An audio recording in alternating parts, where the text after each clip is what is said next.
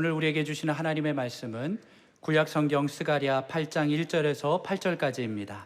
제가 가지고 있는 성경은 구약 성경 1319페이지입니다.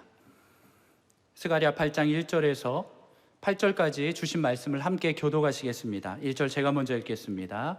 만군의 여호와의 말씀이 임하여 이르시되 만군의 여호와가 이같이 말하노라. 내가 시온을 위하여 크게 질투하며 그를 위하여 크게 분노함으로 질투하노라. 여호와가 이같이 말하노라. 내가 시온에 돌아와 예루살렘 가운데에 거하리니 예루살렘은 진리의 성읍이라 일컫겠고 만군의 여호와의 사는 성산이라 일컫게 되리라. 만군의 여호와가 이같이 말하노라. 예루살렘 길거리에 늙은 남자들과 늙은 여자들이 다시 앉을 것이라. 다 나이가 많으므로 저마다 손에 지팡이를 잡을 것이요 그 성읍거리에 소년과 소녀들이 가득하여 거기에서 뛰놀리라. 만군의 여호와가 이같이 말하노라. 이 일이 그날에 남은 백성의 눈에는 기이하려니와 내 눈에야 어찌 기이하겠느냐. 만군의 여호와의 말이니라. 만군의 여호와가 이같이 말하노라. 보라, 내가 내 백성을 해가 뜨는 땅과 해가 지는 땅에서부터 구원하여 내고 인도하여다가 예루살렘 가운데에 거주하게 하리니 그들은 내 백성이 되고 나는 진리와 공의로 그들의 하나님이 되리라. 아멘. 오늘 이 귀한 주일날 우리가 살아가야 할 이유가 되시는 하나님께서 오늘 예배와 말씀을 통하여 우리 모두에게 힘을 주시기를 바랍니다. 그리고 지혜와 총명과 계시의 정신을 주셔서 다시 한번 회복될 수 있도록 한 분 한 분 머리끝부터 발끝까지 장악해 주시기를 바랍니다. 수많은 우여곡절 끝에 이 대면 예배를 다시 드리게 된 것이 얼마나 감사한지 살아계신 하나님 앞에 영광과 감사를 올려드립니다. 감사합니다.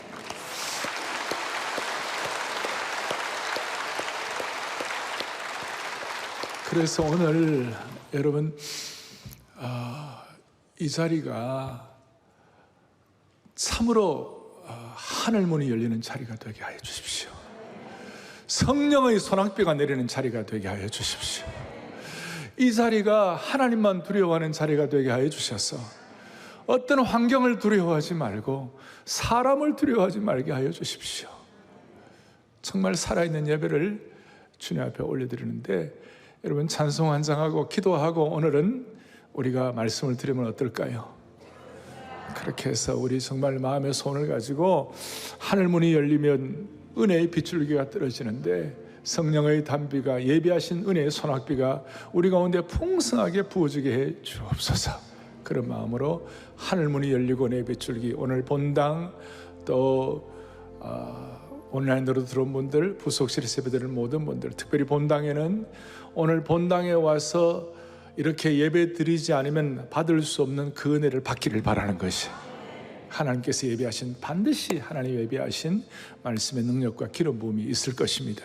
하늘문이 열리며 하늘문이 열리고 은혜의 빗줄기 이 땅 가득 내리도록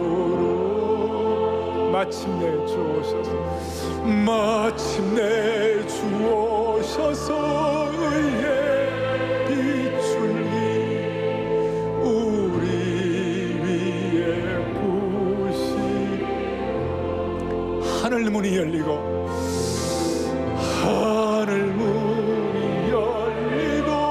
은혜의 빗줄기 이 땅 가득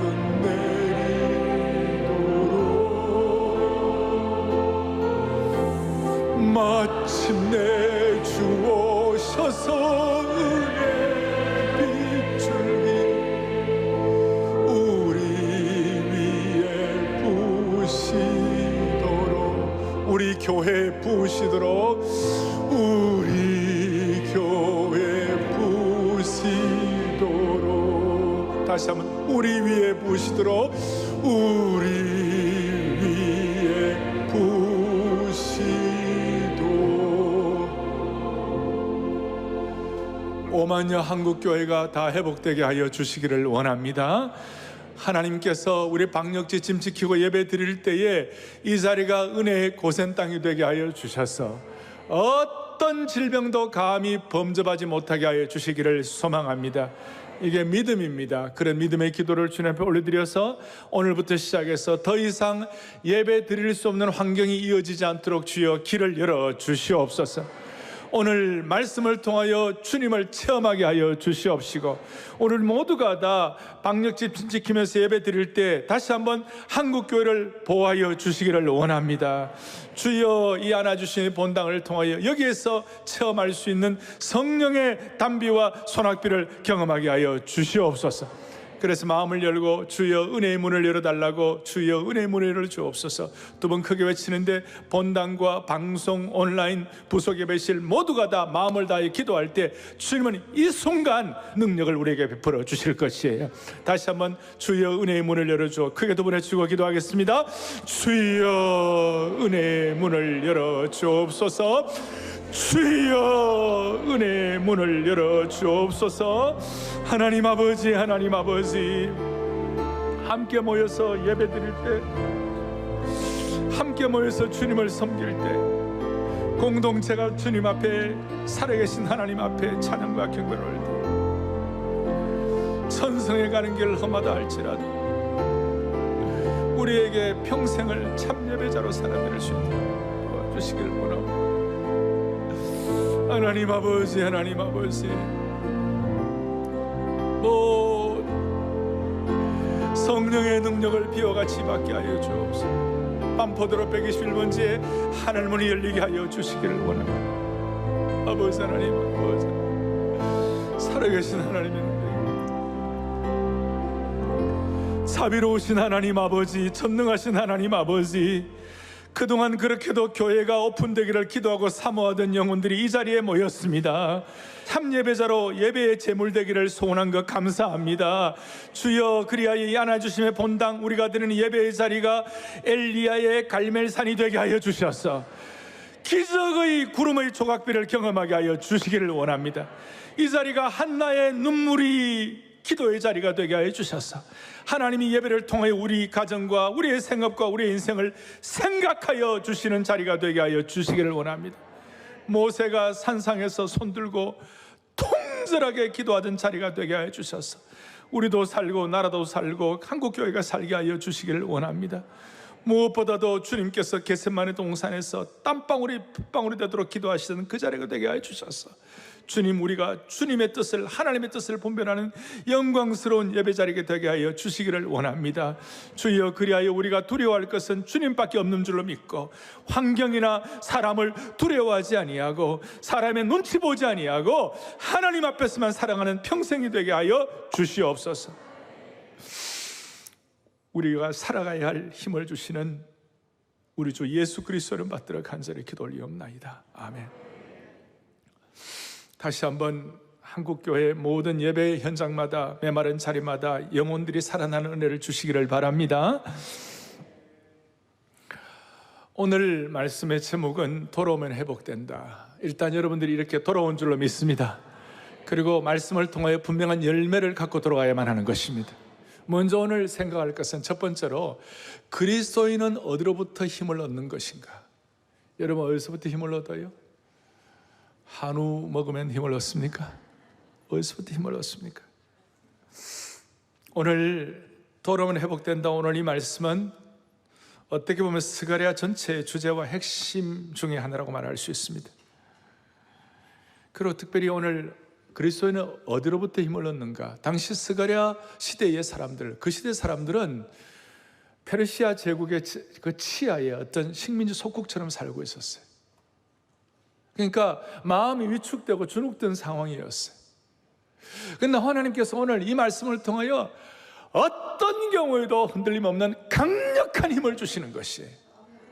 어떻게 힘을 주시는가? 1절부터 만군의 여호와의 말씀이 임하여 이르되 2절에 만군의 여호와가 이같이 말하노라. 3절에 앞에 만군의 여호와 같이 말하고 3절 뒤에도 만군의 여호와가 이같이 말하노라. 4절에 만군의 여호와 이같이 말하노라. 그리고 6절에도 만군의 여호와 이같이 말하노라. 7절에도 만군의 여호와 이같이 말하노라. 9절에도 만군의 여호와 이같이 말하노라. 23절까지 계속해서 거의 2절에 한 번씩 만군의 여호와가 이같이 말하노라. 그러니까 이렇게 말할 수 있습니다. 모든 그리스도인들은 만군의 여호와의 말씀으로부터 힘을 얻는 것이에요. 흔들림 없는 힘을 얻는 것이. 만군의 여호와가 누구입니까? 온 우주의 주관자이십니다. 모든 별들의 주관자이십니다.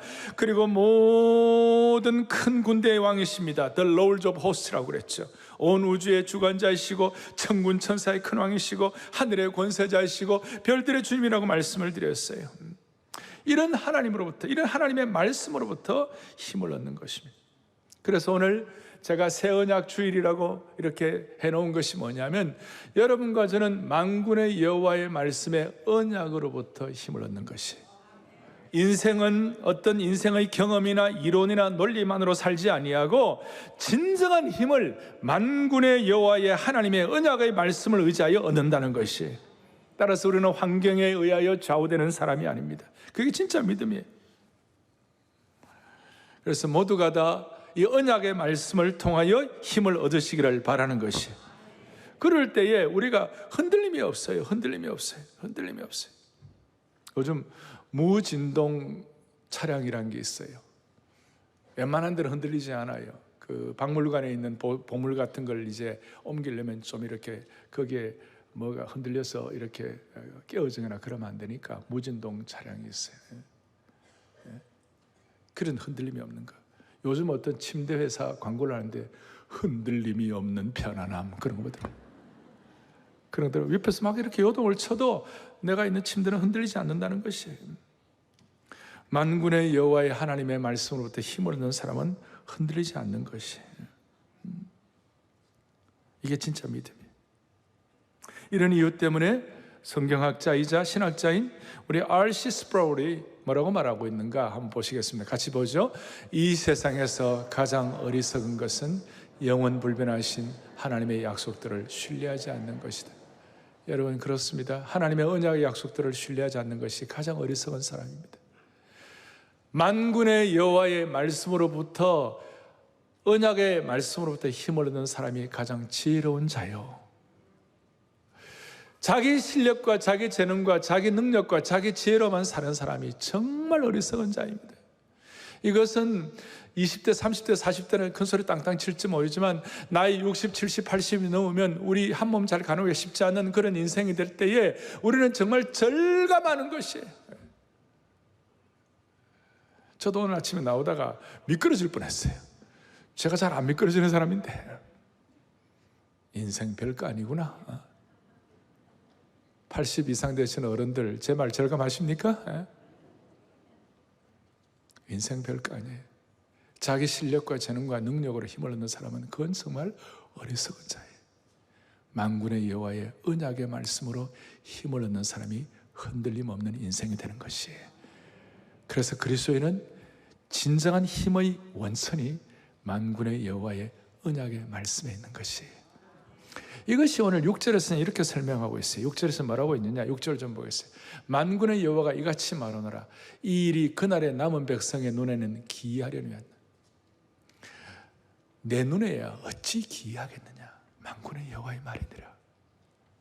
세상 사람들이 볼 때는, 일반 사람들이 볼 때는 이건 너무 놀랍다, 너무 기이하다. 그런데 만군의 여호와의 말씀에 의하면 하나님은 기이한 것이 아니에요. 하나님은 너무나 자연스러운 것이에요. 기적 같은 일이 하나님께는 너무나 자연스러운 것이라는 거예요. 창세기 18장에 보면 하나님이 아브라함에게 이제 언약의 자손을 준다고 그러니까 아브라함도 언약의 말씀으로 살아야 되는데, 아이고 하나님, 내 나이가 몇 살이고 사라는 경수가 다 끊어졌는데 무슨 자식이 나오겠습니까? 속으로 비실비실 웃었어요. 그러니까 창세기 18장 14절에 하나님 뭐라고 말씀하시는가? 또박또박 같이 보겠습니다. 여호와께 능치 못할 일이 있느니 기한이 이를 때 내가 내게로 돌아오리니 사라에게. 아멘. 말씀 앞으로 돌아오고 말씀의 언약을 다시 회복하면 사라에게 아들이 있으리라. 이게 사람들에게는 기이하게 느껴지고 대단한 것 같지만 하나님에게 어떻게 기이한 일이 되겠느냐. 오늘 이 주님의 만군의 여호와의 언약의 말씀을 딱 내 것으로 삼고 돌아가시기를 원하는 겁니다. 그러면 그리스도인들은 어디서부터 힘을 얻는가? 만군의 여호와의 언약의 말씀인데, 그러면 구체적으로 그러면 오늘 돌아오면 회복된다고 그랬는데 이 회복의 원동력이 뭐냐? 회복의 원동력을 가운데 2절에서 딱 우리의 눈에 와 닿는 것이 있어요. 2절을 또박또박 같이 보겠습니다. 만군의 여호와가 이같이 말하노라. 내가 시온을 위하여 크게 질투하며 그를 위하여 크게 분노함으로 질투하노라. 아멘. 여기에 만군의 여호와께서 시온을 위하여, 이스라엘 백성들, 하나님 백성들을 위하여 크게 질투하고 하나님의 백성들을 위하여 크게 분노함으로 질투하노라, 이런 말씀이 나옵니다. 이 질투한다는 말이 좀 독특하지요? 제가 이 질투라는 말을 전에 아마 카나라는 말을 쓴 적이 있는데 히브리어로 카나라고 그랬어요. 히브리어로 이 카나를 한국어로 번역하면 질투 혹은 시기로 번역하는데 이렇게 하다 보니까 약간 오해가 생기기 쉬웠어요. 그게 무슨 말이냐면 인간이 쓰는 카나라는 질투라는 용어와 하나님이 쓰는 카나라는 용어가 다르다는 것이에요. 인간이 쓰는 카나는 질투와 시기를 말하지만 하나님의 카나는 질투와 시기가 아니라 열정과 결단이에요. 패션과 디터미네이션, 열정과 결단이에요. 그러니까 하나님의 카나는 인간의 질투와 시기나 어떤 정서적인 어떤 그런 마음의 상태이기보다는 하나님의 카나는 감정이 아니라 행동과 연관이 되는 것이에요. 그래서 하나님의 질투는 정서나 마음의 상태가 아니라, 감정의 상태가 아니라 하나님의 카나는 행동 양식이다. 아멘. 그걸 여러분들이 아셔야 돼요. 지금 온라인 들은 모든 분들도 그렇게 마음에 생각을 해주세요. 세상 사람들이 사용하는, 인간이 사용하는 질투는 파괴적이에요. 인간이 질투를 하면 왕비열전 이런 거 보세요. 얼마나 심각합니까? 남들 잘 되는 거 못 보고 1등을 죽이고, 이게 인간의 질투예요. 그런데 이 질투가 하나님 편에서 사용될 때는 파괴적이 아니라 창조적이고 건설적이고 특별히 회복적이고 행동적이라는 사실이 중요하다는 것이에요. 그러니까 하나님의 질투는 하나님의 선을 이루시는 행동적인 용어라는 것입니다. 한마디로 거룩한 질투요, 은혜로운 질투라고 말할 수 있습니다. 한 번 더 말씀드립니다. 하나님의 질투는 분노나 감정의 상태가 아니라 구체적인 뭐라고요? 행동이다. 행동이다. 그러니까 하나님께서 시온을 향하여 질투하시겠다는 그 말씀은 어떤 뜻인가? 구체적인 행동으로 옮기시겠다. 그러면 하나님께서 질투하셔서 구체적인 행동으로 어떻게 행동으로 옮기실 것인가? 그게 3절에 나와 있어요. 3절에 만군의 여호와가 이같이 말하노라. 내가 예루살렘 가운데 거주하리니. 행동이죠. 예루살렘은 진리의 성읍이라고 일컫겠고 만군의 여호와의 산은 성산이라 일컫게 되리라. 아멘. 너무 귀한 말씀. 하나님의 질투를 통하여 예루살렘 성은 진리의 성읍이 된다.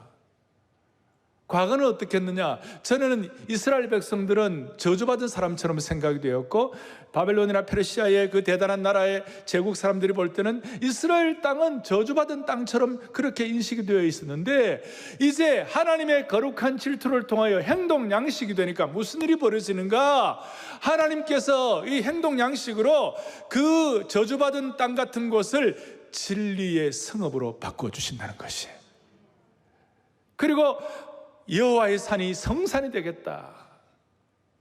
그러니 오늘 저와 이걸 좀 더 접목을 하면 오늘 이 안아주심의 본당이 진리의 성읍 될 줄로 믿습니다. 이거예요.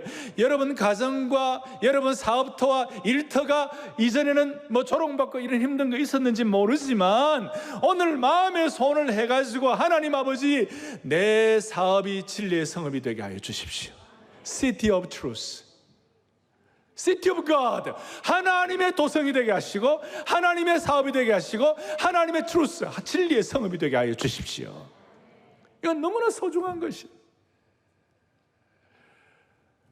한국교회가 다시 한번 진리의 성업되기를 바랍니다.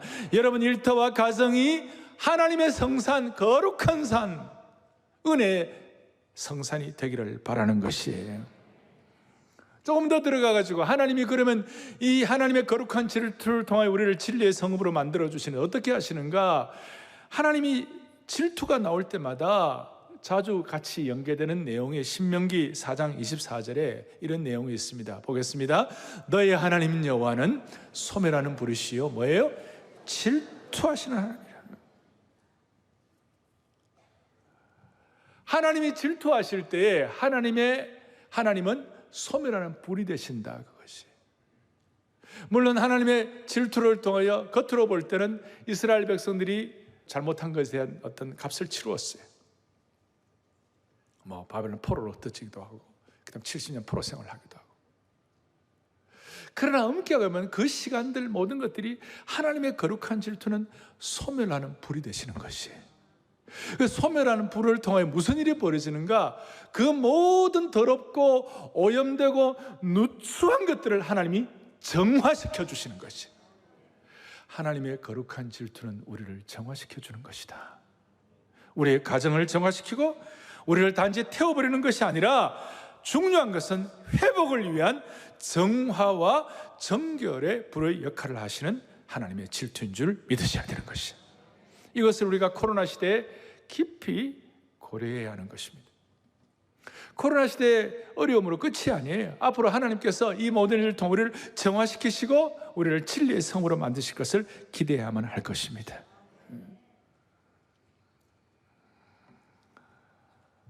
중요한 것은 불로 정결케 하셔서 우리를 새롭게 만들어주시는 하나님의 행동 양식을 찬송합니다. 이런 의미에서 하나님의 질투는 우리 편에서는 우리를 지키시는 보호막이요, 우리를 지키시는 안전장치가 되는 겁니다.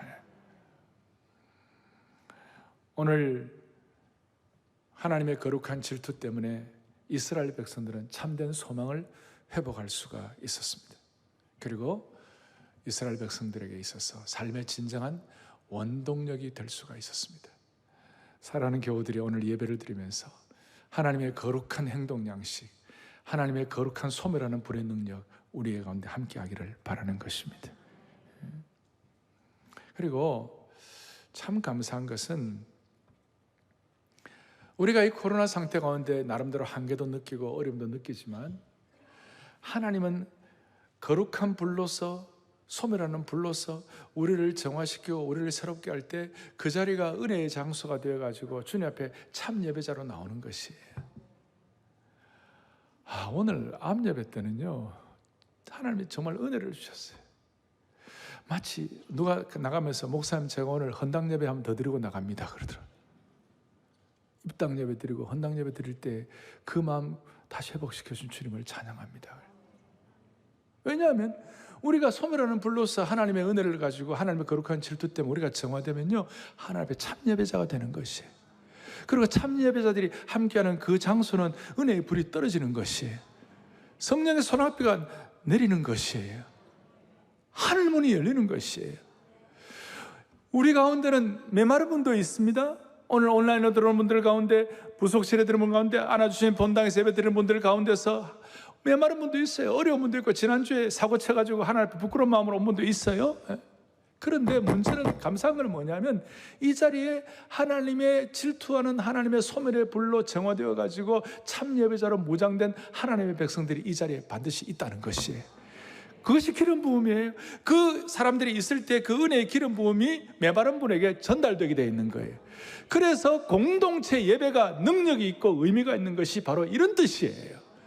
이 자리에 나와가지고 여러분들이 함께 소멸하는 불로서의 은혜를 받아 누릴 때, 찬양대도 마찬가지고 모두가 다 하나님께서 붙잡아 주셔서 우리 가운데 메마른 자들이 이 자리에 정화되고 하나님의 소멸하는 불로서 거룩하게 된, 마음의 거룩한 성산에 된 이런 하나님의 사람들이 이 자리에서 예배드리는 그런 하나님의 백성들을 통하여 메마른 분들이 하나님의 은혜의 소낙비를 경험하는 축복이 있기를 바라는 것이에요. 이것은 이렇게 함께 예배드리지 않으면 깨달을 수가 없는 것이죠. 이제 중요한 것입니다. 자, 그리스도인은 만군의 여호와의 언약의 말씀으로부터 힘을 얻습니다. 그리고 그 힘을 얻는 중요한 원동력 중에 하나가 하나님의 거룩한 행동 양식인 하나님의 질투를 통하여 우리가 정화되는 것입니다. 세 번째로는 오늘 질투를 통한 하나님의 회복의 구체적인 영역을 우리가 이제 4절부터 쭉 뒤를 이어서 볼 거예요. 시간의 제한 때문에 나머지는 제가 다음 주에 할 것입니다만은 먼저 진리의 성읍이 될 때에 그 진리의 성읍이 어떤 성읍이 되는가 구체적으로 보여주시는데 4절 5절에 참 귀한 말씀이에요.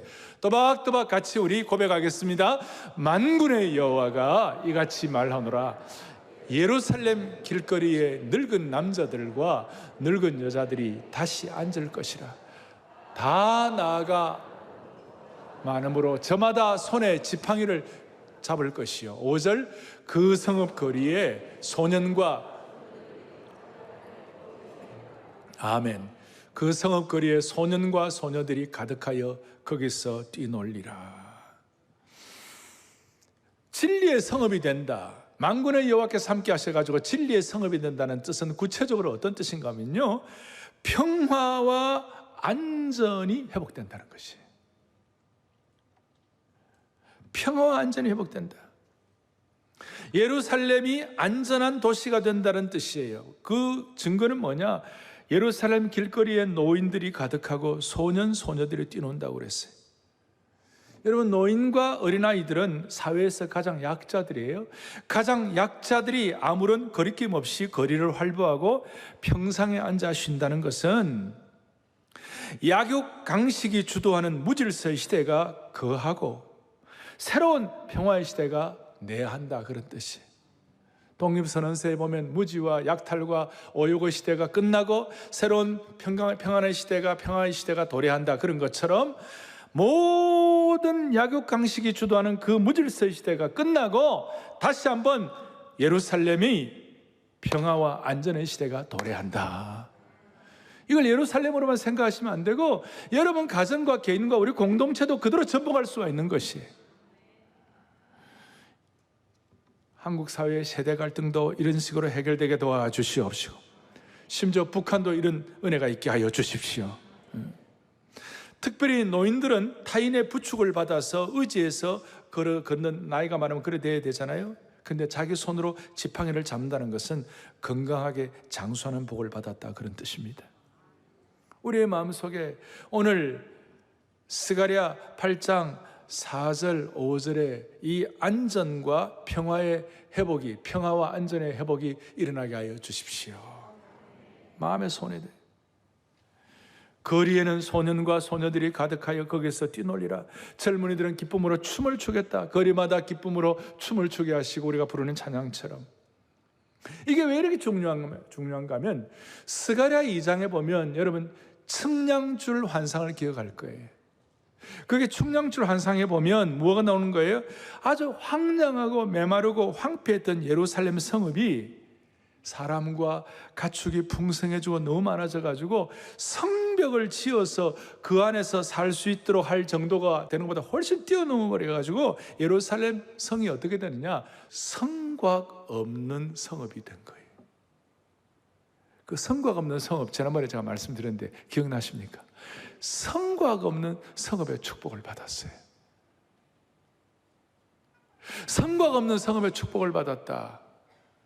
이걸 오늘 8장 4절 5절에서 그대로 성곽 없는 성읍의 구체적인 회복의 현장을 말씀하고 있어요.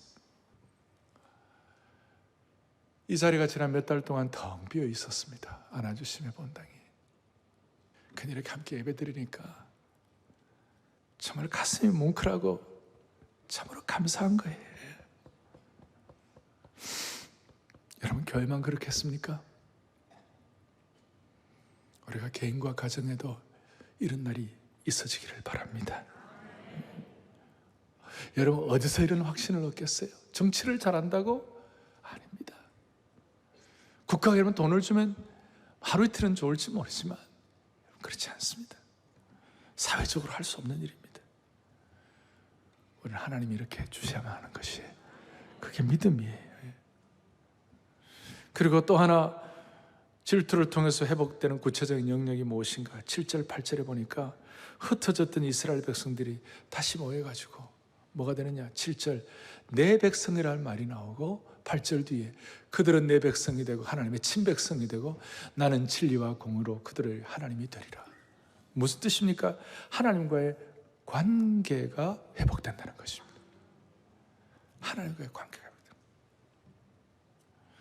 하나님의 관계가 회복된 거예요. 그리고 특정한 어느 부류만이 아니라 이거 사모하는 하나님의 백성들을 다 회복시켜 주시는 것이, 거기에 7장 14절 제일 마지막에 보면 흩어지던 사람들이 오늘 8장 7절에 보니까 내가 내 백성을 해가 뜨는 땅과 해가 지는 땅에서부터 전 세계 하나님의 백성들, 전 세계 주님의 백성들, 하나님 나라의 백성들을 하나님께서 회복시켜 주신다, 그런 뜻이에요. 저는 이걸 읽으면서 하나님 아버지 사랑의 교회 사역이 이렇게 되게 도와주시옵시고, 그리고 사가가 이렇게 되게 하여 주시옵소서. 여러분, 그들은 내 백성이 되고 나는 진리와 공의로 그들의 하나님이 되리라 하는 이 내용은 하나님의 독특한 언어 방식이에요. 하나님의 독특한 언어 습관이에요. 출애굽기라든지 예레미야라든지 여러 곳마다 하나님께서 이 비슷한 말씀하시는데, 너희는 내 백성이 되고 나는 너희의 하나님이 되리라. 창조주 하나님이, 만군의 여호와 하나님이 우리의 하나님이 되어주시겠다. 너무나 놀라운 특권이에요. 그래서 여러분, 정말 예수님을, 하나님을 만군의 여호와로 섬기는 분들은 가장 두려워하는 것이 내가 하나님과 이 관계가 어긋나 있는 거 아닌가, 내 가정의 식구들이, 내 자녀들이 하나님과의 관계가 어긋나 있는 것이 아닌가, 이것이 제일 크게 두려운 것이에요. 코로나 사건이 일어나기 전 몇 년 전에 있었던 일인데, 저희 교회 어떤 권사님이 아들을 미국에 유학을 보냈어요. 근데 소식을 듣는데 뭐냐면 아들이 미국 유학하는 동안에 주일날 교회를 안 나간다는 말을 들었어요. 그 말을 듣자마자 이 권사님이 미국으로 쫓아갔어요. 가가지고 아들한테 딱 가서 뭐라냐면, 너 주일 예배 제대로 안 나가면 너 죽고 나 죽자. 왜냐하면 아들이 하나님과의 관계가 더 잘 회복되기를 원하는 그런 마음을 가지고 아마 이렇게, 너 주일 예배 안 나간다면 너 죽고 나 죽자. 예배 안 드리면 너 죽고 나 죽자. 그래갖고 손 딱 잡고 예배를 데리고 갔다는 것이. 그리고 그 아들이 더 신앙생활 잘할 수 있는 길을 열어준 거예요. 그리고 그 아들이 이번 12월 달에 결혼을 하는데 신앙 좋은 자매와 결혼한다는 것이 너무 감사한 거예요. 여러분, 진짜 너 죽고 나 죽자예요. 하나님과의 관계가 잘못되는 거 보면 너 죽고 나 죽자가 돼야 되는 거예요. 그런데 하나님은 오늘 이런 상황을 하나님과의 관계 회복을 통하여 완전한 회복을 주신다는 것이에요. 지난 주일까지 우리가 지난주일 50명 드리고 그전에는 20명 예배 요원만 왔는데, 50명 예배 드리니까 얼마나 치열하겠어요. 50명 오는데 부속 예배실에 계시는 분들 치열하고, 일부 예배가 8시인데요 1부 예배에 어떤 분이 6시에 와가지고 본당에 들어오겠다고, 50명 안에 들어오겠다고. 근데 6시에 왔는데 번호표를 받았는데 8번. 그 마음이 얼마나 그냥 예배를 드리겠다 이 차원보다도 하나님과의 관계를 중요하시는 이런 마음의 자세를 하나님이 얼마나 이뻐하시겠냐고요. 이 안에 또 못 들어오는 분들은 그걸로 끝나는 것이 아니라, 어떤 분들은 전에 우리 20명 드릴 때는 우리 광장에 혼자 올라가 계단에 앉아갖고 예배 시간에 같이 예배도 드리고. 여러분, 그런 마음 자세가 하나님 앞에서, 하나님 내 인생이 진리의 성업되기를 원합니다. 내 가정의 은혜의 성산되기를 원합니다. 그런 마음의 소원을 가진 하나님의 백성들을, 그 백성들을 하나님께서 그 기도를 응답해 주시는 것이에요. 자, 이제 조금 정리를 하십시다. 23절을 오늘 제가 다 중간에 생략하고, 하나님이 여러 영역에서 회복시켜, 다음 주에 땅도 회복시켜 주시는 거예요. 이렇게 회복시켜 주시는데, 오늘 23절 보니까 23절을 또박또박 같이 고백합니다. 만군의 여호와가 이와 같이 말하노라. 그날에는 말이 다른 이방 백성 10명이 유다 사람 하나의 옷자락을 잡을 것이라. 곧 잡고 말하기를, 하나님이 너희와 함께 하심을 들었나니 함께 아멘, 아멘, 아멘. 너무 놀라운 말씀이에요. 제가 이 13절에 있는 말씀, 이런 말씀들을 보면요, 그 다른 번역서에 보면 이전에는 너희가 모든 민족에게 저주받는 사람의 표변이었다. 그러나 이제는 내가 너희를 구원할 것이니 너희는 복받는 사람의 표본이 될 것이다. 이전에는 너는 저주받은 땅이야, 이전에는 너는 저주받은 사람이야 하는 그런 사람들도 이제는 너는 복받은 사람의 표본이 될 것이라. 그걸 어느 정도 증거가 되는가 하면 이방 사람 10명이 하나님의 백성 한 사람의 옷자락을 붙잡고, 쉽게 말하면 오늘 23절 뒤에 있는 것처럼 하나님이 너희와 함께 하심을 들었다. 다른 말로 하면 우리가 늘 한 번씩 하는 얘기로, 나도 예수 믿으면 당신처럼 잘 될 수 있겠는가. 사랑의 교회 모든 성도들, 이제는 한국교회 성도들도 믿지 않는 사람들이 너무나 놀라가지고 나도 예수 믿으면 당신처럼 될 수 있겠는가. 저주가 아니라 축복받은 사람의 표본이 되기를 원하는 것이에요. 이것은 무슨 오정은 목사가 제 개인적인 논리와 방향을 가지고 설명하는 것이 아니에요. 다시 말씀드립니다마는 저는 저의 논리와 경험으로 여러분들 말씀드리는 것이 아니고 만군의 여호와의 하나님의 언약의 말씀에 근거하여 이 말씀을 드리는 것이에요. 뭐예요? 사람들이 와가지고 우리 보고 나도 예수 믿으면 당신처럼 될 수 있겠는가. 표가 나는 은총을 우리 온 성도들 받아 누렸으면 좋겠습니다. 아니, 그렇게 돼야만 하는 것이에요. 나도 예수 믿으면 당신처럼 될 수가 있겠는가. 하나님이 이 자리에 대법원 앞에다가 사랑의 교회를 세워주셨어요. 그리고 안아주시면 본당에서 예배드리게 하셨어요.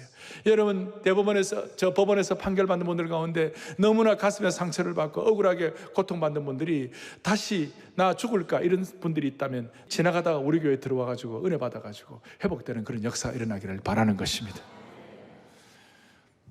제가 최근에 어떤 책 제목을 보았는데 코로나 제로의 해, 초회복의 시작, 그런 말이 붙어 있었어요.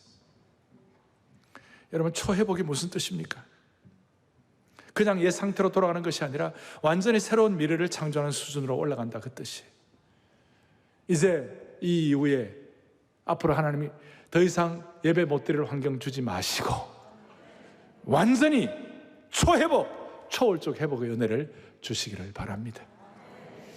하나님께서 역사하셔서 이것이 우리의 고백이 될 수 있도록 한 분 한 분 붙잡아 주시기를 바랍니다. 할렐루야. 같이 우리 손을 펼치시고 우리 찬양하십시다. 우린 찬양, 주님의 말씀 선포될 때 땅과 하늘 진동하리니, 이 고백을 하시고 같이 우리 기도하겠습니다. 주님의 말씀 선포될 때 주님의 선포될 땅과 하늘 진동하리니, 나의 사랑 나의 사랑 고백하리라. 나의 구주 나의 성. 한 번 더. 주님의 말씀 선포될 때 땅과 하늘 진동하리니, 나의 사랑 나의 사랑 고백하리라.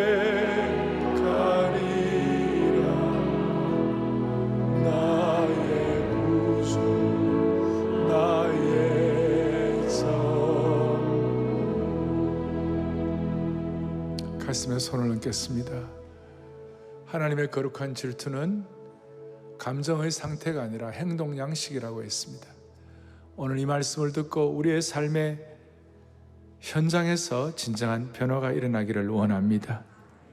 주님, 감개무량한 안아주심의 본당에 저희들을 불러주셨사오니 다시 한번 말씀의 단비를 경험하게 하여 주셔서 어떤 환경에도 흔들림이 없는 평안을 유지하게 하여 주시옵소서. 하나님의 거룩한 질투로 우리가 정결하게 정화될 때 우리의 가정은 진리의 성읍되게 하시고 우리의 일터는 은혜의 거룩한 성산이 되게 하여 주시옵소서. 우리가 이 안아주심의 본당, 영혼의 고향인 안아주심의 본당에서 귀한 예배를 올려드릴 때 교회는 안전하게 하시고 다시 한번 평안을 회복하게 하여 주옵소서. 우리 주 예수 그리스도를 받들어 간절히 기도 올리옵나이다. 아멘.